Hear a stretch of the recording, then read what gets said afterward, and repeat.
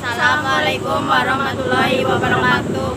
Kami dari kelas 10 IPS 1 akan mempresentasikan bab 2 Ketentuan UUD NRI tahun 1945 dalam kehidupan berbangsa dan bernegara.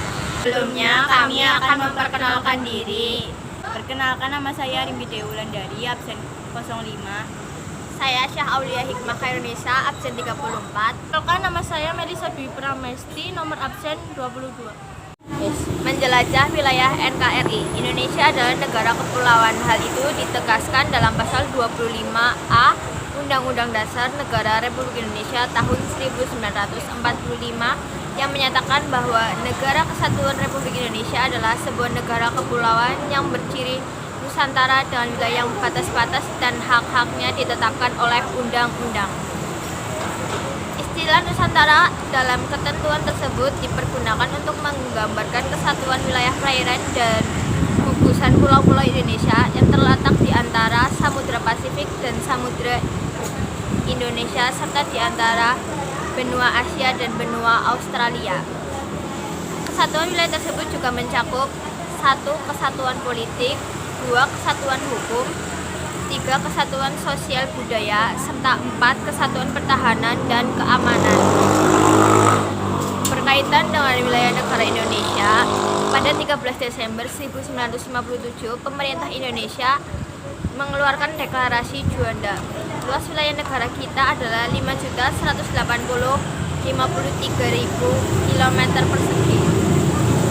Yang terdiri atas wilayah daratan seluas 1.922.570 km persegi dan wilayah lautan seluas 3.257.483 km persegi. Wilayah laut Indonesia dapat dibedakan menjadi 3 macam, yaitu zona laut teritorial, zona landasan kontinen, dan zona ekonomi eksklusif. Wilayah laut Indonesia dapat dibedakan menjadi 3, yaitu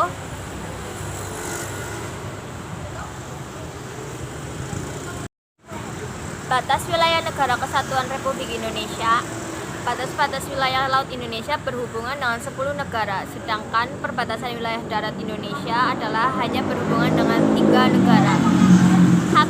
Batas-batas wilayah Indonesia sebelah utara.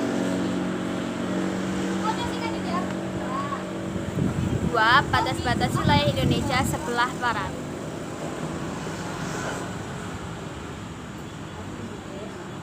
3. Batas-batas wilayah Indonesia sebelah timur.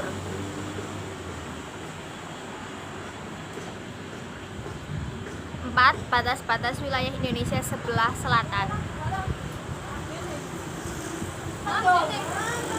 Kekuasaan negara atas kekayaan alam yang terkandung dalam wilayah NKRI.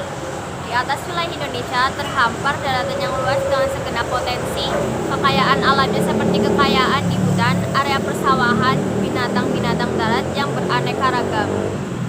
Di wilayah lautan juga tidak kalah kayanya. Puluhan juta ikan hidup di perairan Indonesia, keindahan terumbu karang, dan pesona laut lainnya.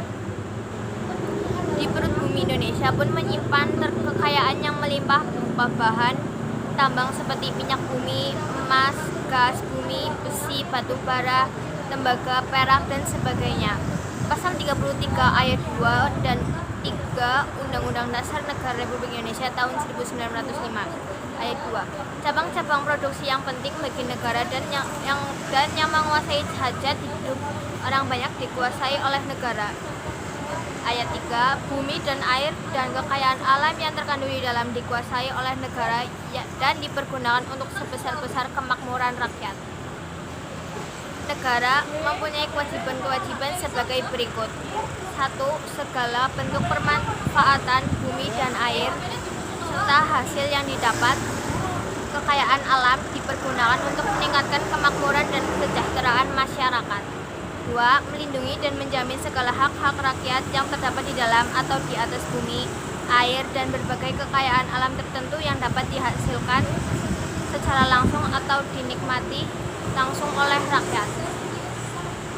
3. Mencegah segala tindakan dari pihak manapun yang akan menyebabkan rakyat tidak mempunyai kesempatan atau akan haknya dalam menikmati kekayaan alam.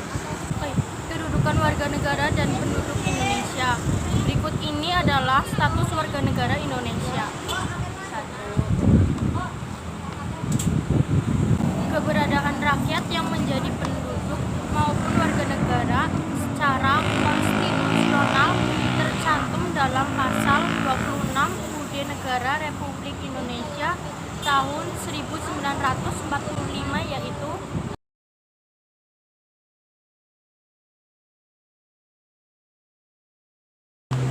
Undang-Undang Kewarganegaraan yang pernah berlaku di Indonesia diantaranya 1. Undang-Undang Republik Indonesia Nomor 3 Tahun 1946 tentang Kewarganegaraan Indonesia.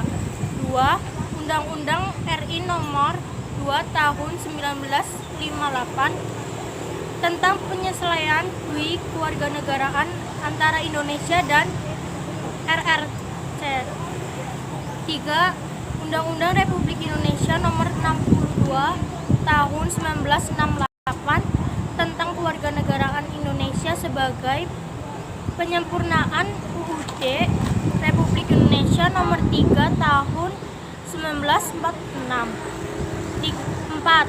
Undang-Undang Republik Indonesia Nomor 12 Tahun 2006 tentang Kewarganegaraan Republik Indonesia. Asas-asas kewarganegaraan Indonesia terdiri dari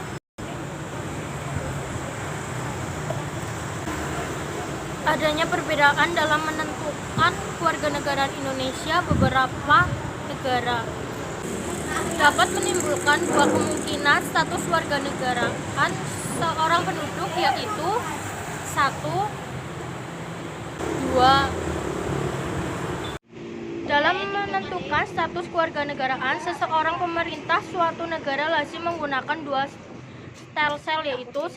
Stelsel aktif, yaitu seseorang harus melakukan tindakan hukum tertentu secara aktif untuk menjadi warga negara.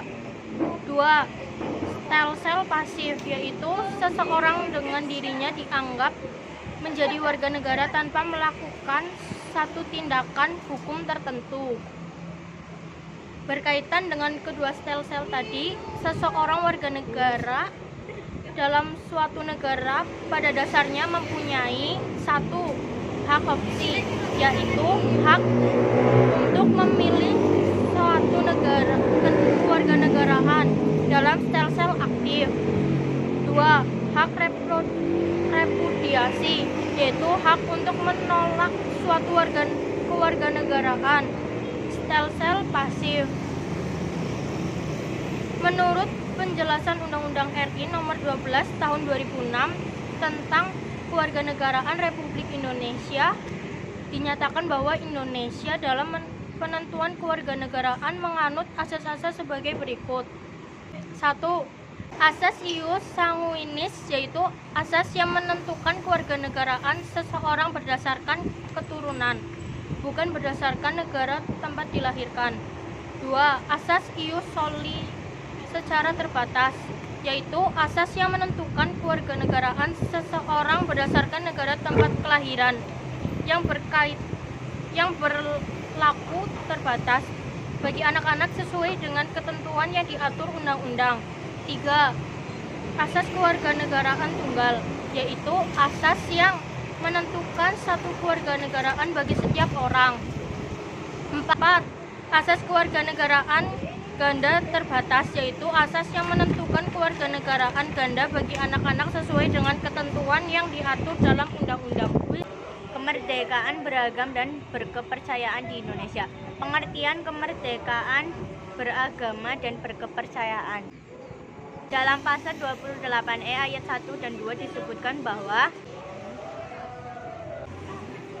di samping itu, dalam pasal 29 UUD Negara Republik Indonesia tahun 1945 ayat 2 disebutkan bahwa negara menjamin kemerdekaan tiap-tiap penduduk untuk memeluk agamanya masing-masing dan untuk beribadah menurut agamanya dan kepercayaannya itu. Oleh karena itu, untuk mewujudkan ketentuan tersebut diperlukan hal-hal berikut.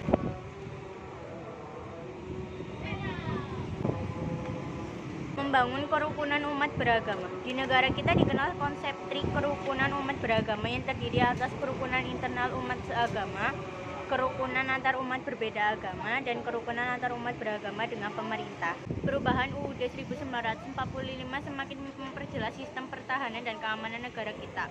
Hal tersebut diatur dalam pasal 30 ayat 1 sampai 5 UUD Negara Republik Indonesia tahun 1945 yang menyatakan bahwa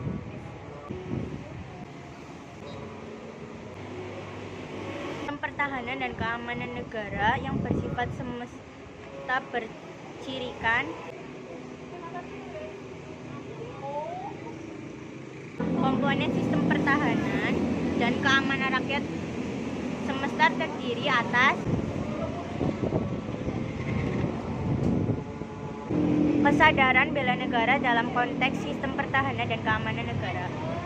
Pasal 27 ayat 3 UUD Negara Republik Indonesia tahun 1945 menyatakan bahwa setiap warga negara berhak dan wajib ikut serta dalam upaya pembelaan negara. Kesadaran bela negara pada hakikatnya merupakan kesediaan berbakti pada negara dan berkorban demi membela negara.